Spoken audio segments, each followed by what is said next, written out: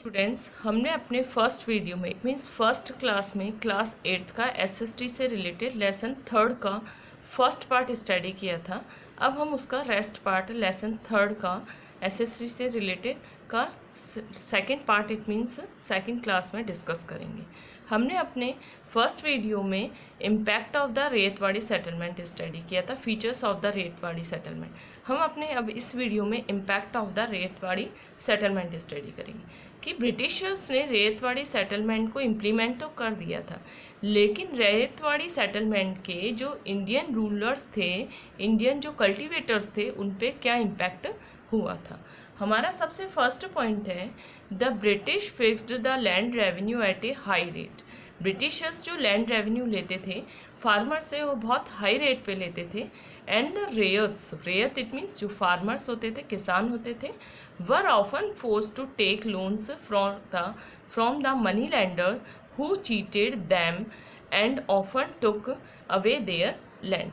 जो ब्रिटिशर्स होते थे, Britishers fixed the land revenue at a high rate. Britishers बहुत हाई रेट पे लैंड रेवेन्यू लेते थे। The ryots were often forced to take loans from the money lender. जब Britishers land revenue लेते थे, फार्मर्स से लेते थे, तो फार्मर्स जब लैंड रेवेन्यू दे नहीं पा रहे थे ब्रिटिशर्स को पूरी तरह से, क्यों? क्योंकि वो बहुत हाई रेट पे होता था।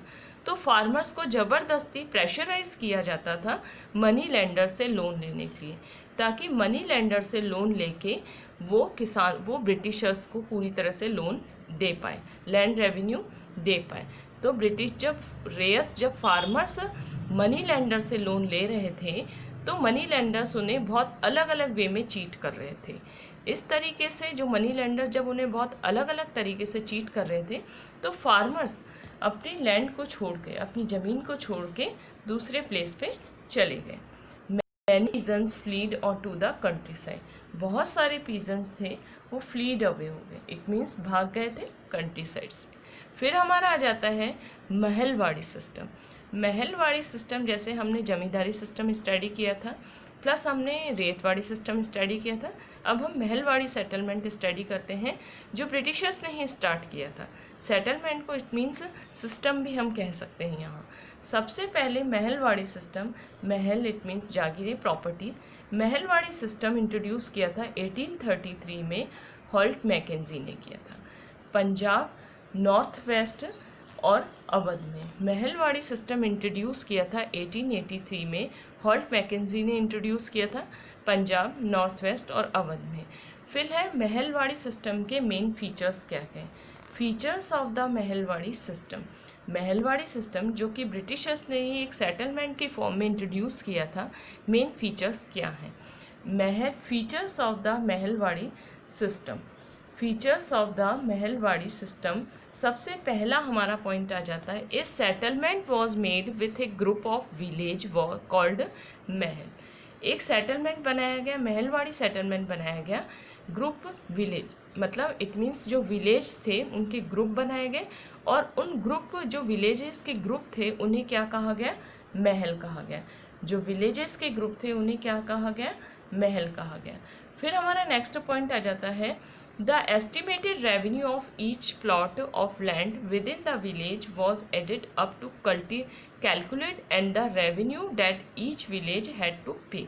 सबसे पहले ब्रिटिशर्स ने महलवाड़ी सेटलमेंट के अकॉर्डिंग छोटे छोटे प्लॉट्स थे, जो कि लैंड थी छोटी छोटी, जो लैंड के जो प्लॉट्स थे उन्हें क्या किया गया? मेज़र कराया गया। इट मीन्स लैंड को मेज़र कराया गया, छोटे छोटे प्लॉट्स को, फिर उनका कैलकुलेट किया गया। उस मेज़रमेंट के अकॉर्डिंग उस रेवेन्यू का कैलकुलेशन किया गया, और कैलकुलेशन करने के बाद में अलग अलग प्लॉट से अलग अलग प्लॉट से रेवेन्यू लिया गया। सबसे पहले ब्रिटिशर्स ने क्या किया? पूरी लैंड का मेजरमेंट कराया। सबसे पहले ब्रिटिशर्स ने पूरी लैंड की प्लॉट का मेजरमेंट कराया गया, फिर लैंड रेवेन्यू को कैलकुलेट किया गया उस मेज़रमेंट के अकॉर्डिंग जो लैंड मेज़र कराया गया है। फिर हर जो लैंड रेवेन्यू था, हर जो विलेजेस थे, हर जो महल थे, उनका अलग अलग रेवेन्यू डिसाइड किया गया। ये हमारा सिस्टम है महलवाड़ी सेटलमेंट। फिर हमारा आ जाता है the responsibility of collecting the land revenue paying it to the company. जो पूरी तरह से लैंड रेवेन्यू की कलेक्टिंग की रिस्पॉन्सिबिलिटी थी और पेइंग की रिस्पॉन्सिबिलिटी थी वो कंपनी को थी। Was given to the village headman, जो पूरा विलेजेस का हेड होता था वो कंपनी को देता था लैंड रेवेन्यू कलेक्ट करके, और पे किसको करता था, कंपनी को करता था। नेक्स्ट हमारा पॉइंट आ जाता है the middle man between the government and the villagers were eliminated. जो मिडिल मैन था इट मीन जो मीडिएटर थे, जो मीडिएटर रेतवाड़ी सिस्टम में थे, उसे पूरी तरह से एलिमिनेट किया गया गवर्नमेंट और विलेजर्स के बीच में से। फिर हमारा आ जाता है next point, impact of the Mahalwari settlement. Mahalwari settlement के क्या इम्पैक्ट हुए थे? Many small farmer were deprived of ownership of their land by the rich landlords and the money lenders of the village। Simple सी बात है, जो छोटे छोटे फार्मर्स थे वो तो गांव छोड़ के चले गए थे, अपनी लैंड को छोड़ के चले गए थे, अपनी ऑनरशिप को छोड़ के चले गए थे। किसे छोड़ के चले गए थे? बड़े बड़े जो लैंडलॉर्ड्स थे उन्हें अपनी ज़मीन को बेचकर सेल करके चले गए थे। तो इट मीन्स क्या हो गया, मैनी स्मॉल फार्मर्स वर डिप्राइव्ड, उन्हें हटा दिया गया अपनी ऑनरशिप से, लैंड ऑनरशिप से। किसी ने हटा दिया? रिच लैंडलॉर्ड्स ने हटा दिया और मनी लैंडर्स ने हटा दिया। क्यों? क्योंकि बड़े बड़े जो छोटे छोटे जो किसान थे, स्मॉल फार्मर्स थे, वो लैंडलॉर्ड से, रिच लैंडलॉर्ड से पैसा ले रहे थे, और पैसा लेने के बाद जब वो चुका नहीं पा रहे थे तो वो अपनी ज़मीन उनके पास छोड़ के कहाँ चले गए थे? मॉर्गेजिंग के बेस पे, इट मीन गिरवी छोड़ गए थे अपनी ज़मीन को, मॉर्गेजिंग के बेस पे वो चले गए थे। फिर नेक्स्ट हमारा पॉइंट आ जाता है कमर्शियलाइजेशन ऑफ एग्रीकल्चर। एग्रीकल्चर का कमर्शियलाइजेशन, इट मीन्स सिंपल सी बात है, जब इंडियन फार्मर्स ने अपनी एग्रीकल्चर को छोड़ के कैश क्रॉप को ग्रोन करना स्टार्ट किया, तो कैश क्रॉप को ग्रोन करने के साथ ही क्या हो गया, जो अर्निंग थी वो अपनी नीड के लिए रख ली और बाकी की अर्निंग क्या हो गई, ब्रिटिशर्स को दे दी। तो ये हो गया हमारा commercialisation of agriculture. Commercialisation of agriculture में the British force the Indian farmers to produce cash crop like indigo, cotton, raw silk, opium, pepper, tea, sugar, and production of the cash crops enabled to the British to make a lot of profit। अब Britishers जब India में आए थे तो बहुत सारा benefit gain करने के लिए आए थे, तो उन्हें ये बेनिफिट किस फॉर्म में मिला? कैश क्रॉप की फॉर्म में मिला। उन्होंने इंडियन फार्मर्स को प्रेशराइज किया कि वो कैश क्रॉप को प्रोड्यूस किए, और कैश क्रॉप के एग्जांपल हैं Indigo, cotton, raw silk, opium, opium it means है अफीम, पेपर इट मीन्स काले मिर्च, शुगर, ये सब का कैश क्रॉप को ग्रोन करना उन्होंने इंडियन फार्मर्स को प्रेशराइज किया ब्रिटिशर्स ने। इससे ब्रिटिशर्स को बहुत सारा बेनिफिट हुआ कमर्शियलाइजेशन ऑफ एग्रीकल्चर के कारण। कमर्शियलाइजेशन ऑफ एग्री, जब कैश क्रॉप को ग्रोन करना स्टार्ट किया तो इससे अर्निंग होने लगी। कैश क्रॉप का मतलब होता है जिन क्रॉप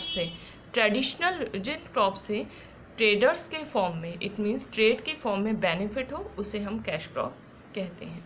फिर हमारा आ जाता है ओपियम वॉर। ओपियम वॉर क्या था? सबसे पहले ओपियम वॉर स्टार्ट हुआ था चाइनीज़ और ब्रिटिशर्स के बीच में। When the Chinese try to stop the illegal opium, जब चाइनीज़ ने ट्राई, जो ब्रिटिशर्स थे वो चाइना में इलीगल ओपियम का ट्रेड करते थे, इट मीन्स गलत तरीके से अफीम को बेचते थे, और चाइना ने इसे स्टॉप कर दिया, तो ब्रिटिशर्स चाइना के अगेंस्ट हो गए। तो उन्होंने क्या डिक्लेयर कर दिया? ब्रिटिशर्स ने चाइना के अगेंस्ट ओपियम वॉर डिक्लेयर कर दिया।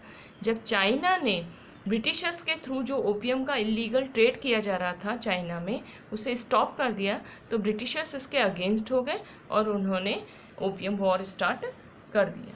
फिर नेक्स्ट हमारा पॉइंट आ जाता है कल्टीवेशन ऑफ इंडिगो।